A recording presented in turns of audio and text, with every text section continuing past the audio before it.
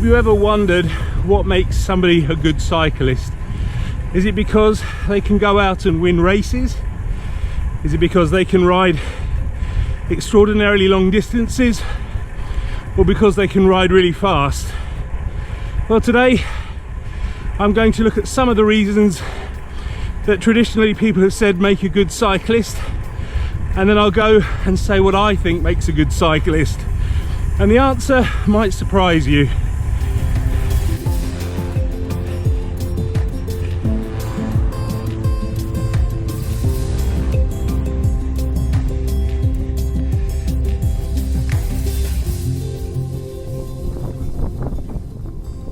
As everyone knows, if you do want to go out and win races or ride extraordinarily long distances or ride really fast, you are going to have to train hard. And obviously that means having a really good quality training plan, and your results will depend upon the quality of that training plan. The better it is, the better your results are going to be.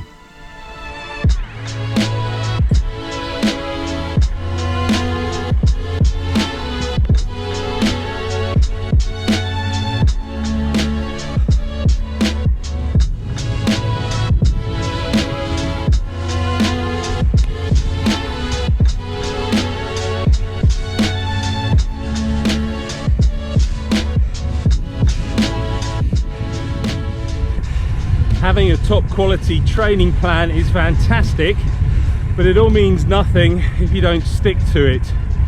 And while going out on your bike and putting the hard work in on a day like today is all fine and dandy, it's when the weather's hot, cold, wet, windy and horrible and you still have to go out, that's where the toughness and the mental attitude take over.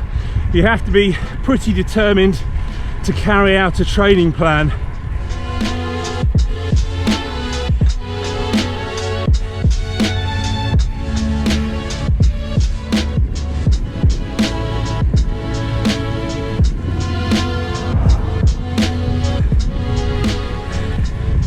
Determination and the right mental attitude doesn't just stop there.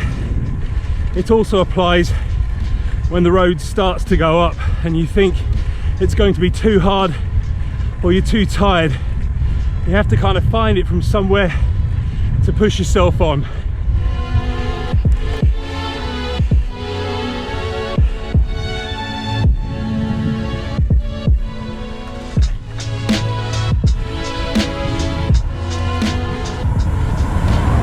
And then of course there are times when you can have the best training plan in the world and you can follow that training plan with dedication and determination, yet still not get the results that you want.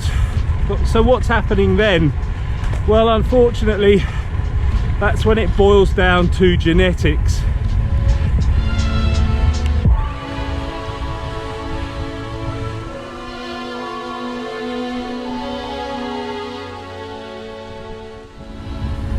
Traditionally, really successful road racing cyclists are fairly slim, they've got excellent cardiovascular fitness and they're pretty strong, and their power to weight ratio is pretty good as well. So it's going to be something like 4 to 7 watts per kilo. Apparently if you can generate 7 watts per kilo you can win the Tour de France.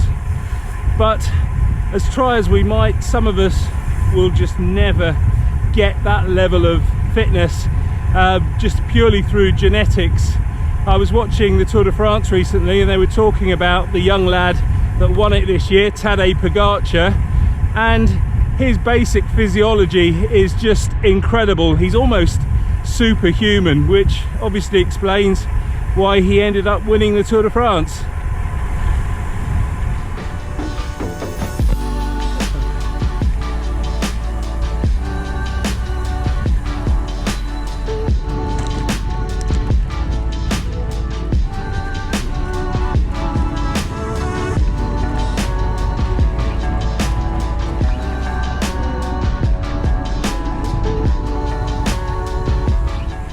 So hot today, the tarmac has melted.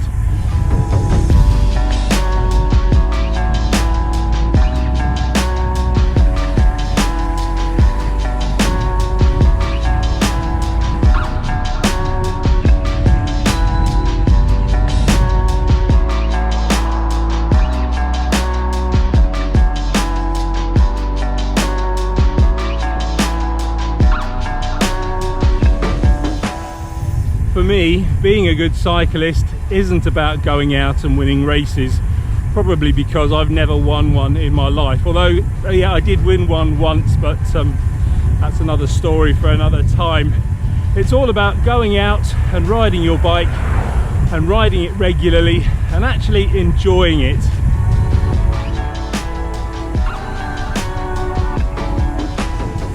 And of course, that doesn't matter if you're going out and riding 5 kilometers or 500 kilometers, or if your average speed is 15 kilometers an hour or 50 kilometers an hour.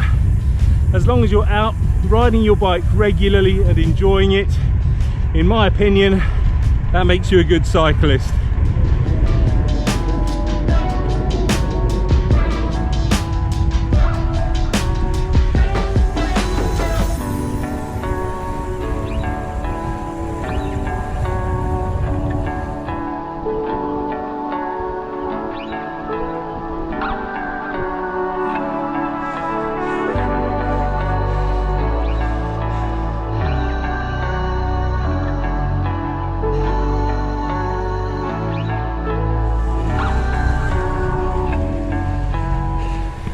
For me, being a good cyclist also means being a good ambassador for cycling. So obviously things like following the rules of the road. So for instance, signalling, not jumping red lights, and not riding through pedestrian crossings when people are walking across them.